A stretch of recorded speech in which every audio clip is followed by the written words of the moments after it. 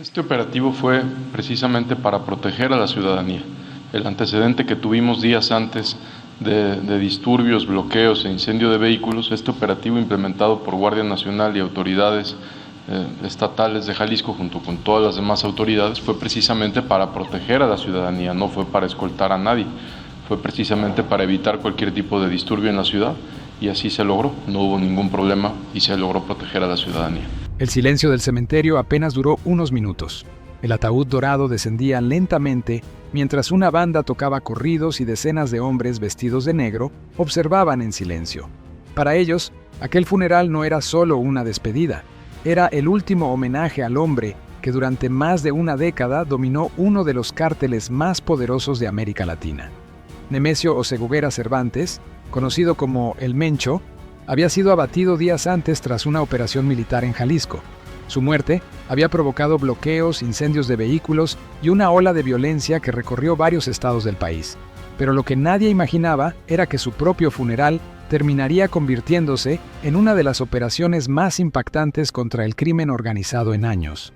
Porque mientras los asistentes lloraban, abrazaban a sus familiares y observaban el féretro rodeado de flores, algo estaba ocurriendo fuera del panteón. Un cerco silencioso comenzaba a cerrarse.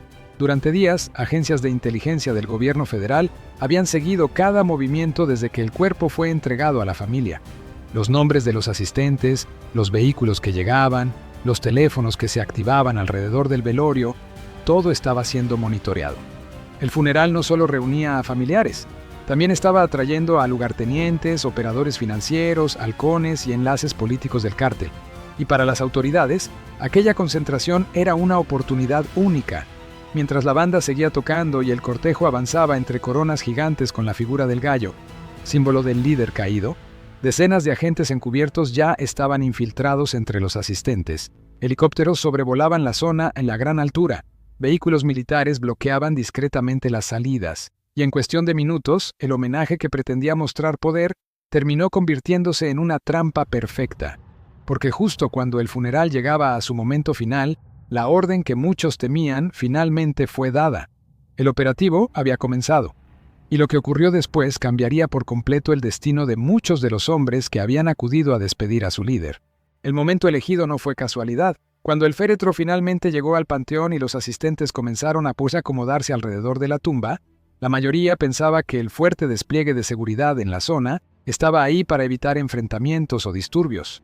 Después de todo, la muerte de El Mencho había encendido una alerta nacional y cualquier concentración relacionada con el CJNG podía convertirse en un foco de violencia. Pero lo que muchos de los presentes no sabían era que ese despliegue no estaba ahí para proteger el funeral. Estaba ahí para cerrar el cerco. Durante varios días, las fuerzas federales habían seguido discretamente cada movimiento alrededor del velorio.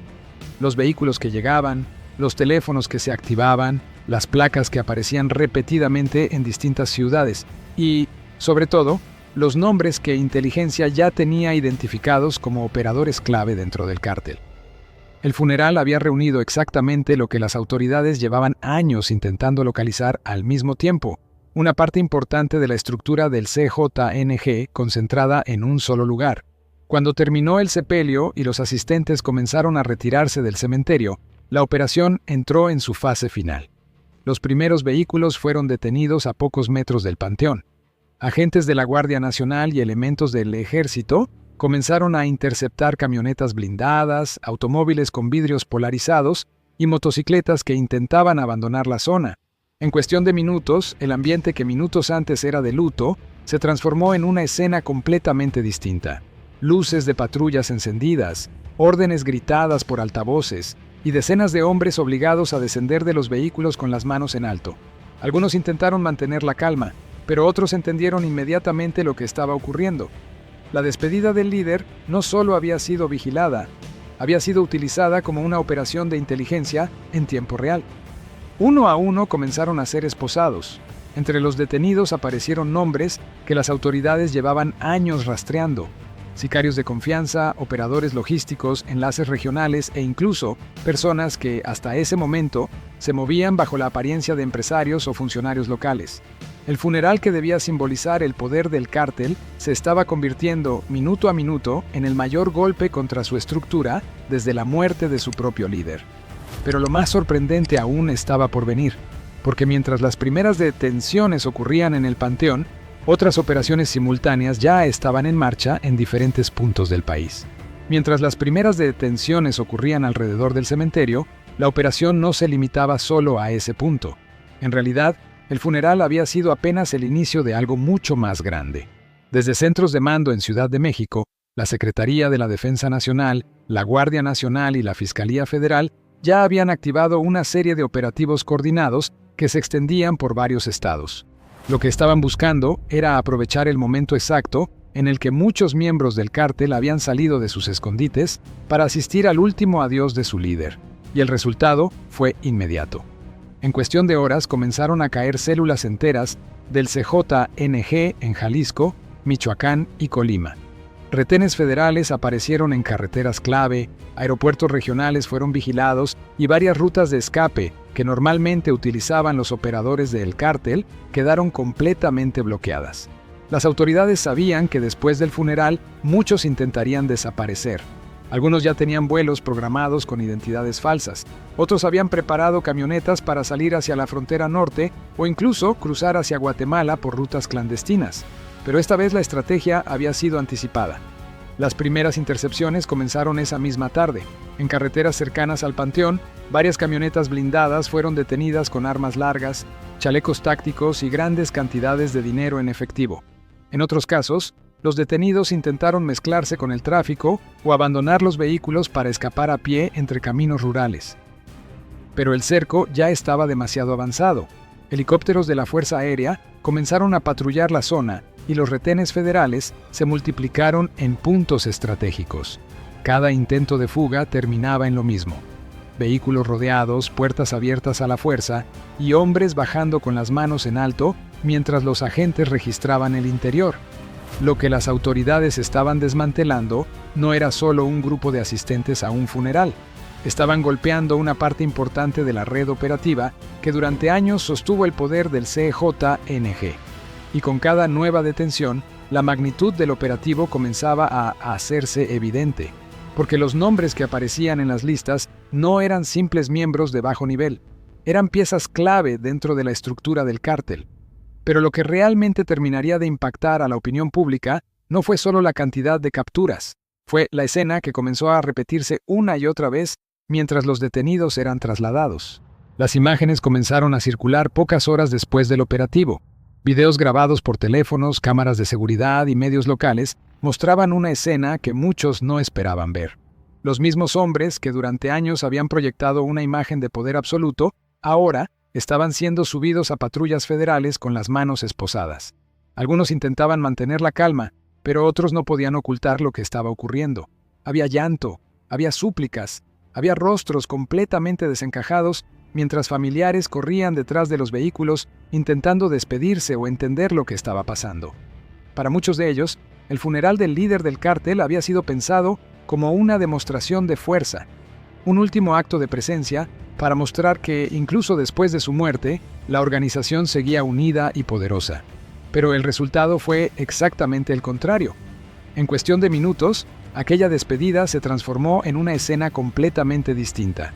Los hombres que habían llegado vestidos de negro, con rostros cubiertos y escoltados por vehículos blindados, ahora estaban siendo registrados uno por agentes federales.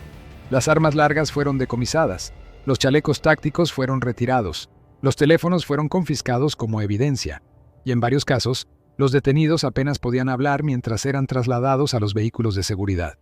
Los videos comenzaron a viralizarse rápidamente en redes sociales. En ellos se veían escenas que contrastaban fuertemente con la imagen tradicional del narcotráfico: hombres llorando, pidiendo una llamada, suplicando no ser llevados o simplemente bajando la cabeza mientras los agentes cerraban las puertas de las patrullas. Las reacciones no tardaron en llegar. En Internet comenzaron a aparecer miles de comentarios, memes y mensajes que repetían una frase que se volvió tendencia en cuestión de horas: el miedo cambió de bando. Pero más allá de las reacciones en redes, lo que realmente preocupaba a los analistas de seguridad era otra cosa, porque con la muerte del líder y la captura de decenas de operadores clave, la gran pregunta comenzaba a surgir. ¿Quién tomaría ahora el control de una de las organizaciones criminales más poderosas del continente? Con el paso de las horas, comenzaron a conocerse más detalles del operativo, y lo que las autoridades estaban confirmando resultaba todavía más impactante de lo que muchos imaginaban. No se trataba únicamente de un grupo de asistentes detenidos en un funeral. Entre los capturados había operadores financieros, coordinadores regionales, enlaces logísticos e incluso figuras que durante años habían actuado como intermediarios entre el cártel y distintas estructuras locales. Personas que, hasta ese momento, se movían con relativa discreción y que rara vez aparecían en operativos visibles. La inteligencia federal llevaba tiempo siguiendo sus movimientos. Muchos de ellos no eran los sicarios que aparecían en los videos armados o en los enfrentamientos. Eran las piezas que mantenían funcionando la organización, quienes coordinaban rutas de transporte, quienes administraban recursos económicos y quienes facilitaban contactos en diferentes regiones. El funeral del líder había reunido, sin que muchos lo supieran, a una parte importante de esa red. Por eso el operativo tuvo un impacto inmediato dentro de la estructura del CJNG. Al perder a su líder principal y, al mismo tiempo, a varios de sus operadores clave, el cártel enfrentaba una situación que los especialistas en seguridad describen como uno de los momentos más delicados para cualquier organización criminal: un vacío de mando. Cuando una estructura tan grande pierde a sus figuras centrales, comienzan inevitablemente las tensiones internas. Distintas facciones intentan reorganizarse, algunos líderes regionales buscan asumir mayor control y las alianzas internas empiezan a redefinirse. Ese proceso puede tardar semanas o incluso meses, y durante ese tiempo, la organización suele atravesar un periodo de incertidumbre. Eso es exactamente lo que las autoridades estaban observando tras las capturas. Las investigaciones continuaban abiertas, los detenidos eran trasladados a instalaciones de máxima seguridad y los interrogatorios comenzaban a revelar información que podría conducir a nuevas operaciones en diferentes estados del país. Mientras tanto, los convoyes federales reforzaban la vigilancia en rutas estratégicas, aeropuertos regionales y zonas donde tradicionalmente operaban células del cártel. El objetivo era claro: evitar que las piezas restantes lograran reorganizarse rápidamente. Pero mientras la operación seguía desarrollándose, otra escena comenzaba a repetirse dentro de las celdas donde habían sido trasladados los detenidos. Mientras las capturas continuaban y los detenidos eran trasladados a penales federales de máxima seguridad, dentro del propio cártel comenzaba a extenderse una sensación que durante años casi nadie había visto dentro de esa organización: incertidumbre. La muerte de El Mencho ya había provocado un terremoto interno. Durante más de una década, su figura había sido el punto central de mando dentro del CJNG. Su autoridad mantenía cohesionadas distintas células repartidas por varios estados y evitaba que los liderazgos regionales entraran en conflicto directo. Pero ahora ese equilibrio había desaparecido, y el golpe del funeral terminó de agravar la situación. La captura de decenas de operadores durante aquel evento significaba que varias piezas clave de la estructura habían sido retiradas al mismo tiempo. Coordinadores logísticos, enlaces territoriales y operadores de confianza que durante años habían mantenido funcionando las rutas del cártel, ahora estaban enfrentando procesos judiciales. Para cualquier organización criminal, ese tipo de pérdida simultánea genera un efecto inmediato. Las comunicaciones internas se vuelven caóticas, las órdenes dejan de ser claras, y muchos miembros de menor rango comienzan a buscar la forma de desaparecer antes de convertirse en el siguiente objetivo. Eso fue exactamente lo que comenzaron a detectar los servicios de inteligencia en los días posteriores al operativo. Algunos operadores intentaron abandonar el país por rutas hacia Centroamérica. Otros trataron de cruzar hacia Estados Unidos utilizando documentos falsos o mezclándose con rutas migratorias. Pero las autoridades ya esperaban ese movimiento. Aeropuertos regionales comenzaron a reforzar controles, pistas privadas fueron vigiladas, y en la frontera norte se activaron retenes adicionales. Varias detenciones posteriores ocurrieron precisamente cuando algunos miembros del cártel intentaban salir del país aprovechando el caos interno. Cuando finalmente se cerró el cerco, la despedida del líder se transformó en una operación que permitió identificar y capturar a una parte importante de la red que lo rodeaba. El resultado fue contundente: decenas de detenidos, armas decomisadas, rutas de escape bloqueadas, y una estructura criminal que, de un momento a otro, perdió a varias de sus piezas más importantes. Para muchos analistas de seguridad, aquel episodio dejó una imagen poderosa. El símbolo máximo del poder del cártel, el funeral de su líder, terminó convirtiéndose en el escenario donde comenzó el desmantelamiento de buena parte de su círculo más cercano. Y mientras algunos intentaban reorganizarse desde la clandestinidad, otros ya enfrentaban un futuro completamente distinto dentro de penales de máxima seguridad. Pero lo que ocurrió después en varias comunidades del país también llamó la atención. En algunos pueblos donde durante años el crimen organizado había tenido presencia, los ciudadanos comenzaron a salir a las calles para mostrar públicamente su apoyo a las Fuerzas Armadas que habían participado en estos operativos.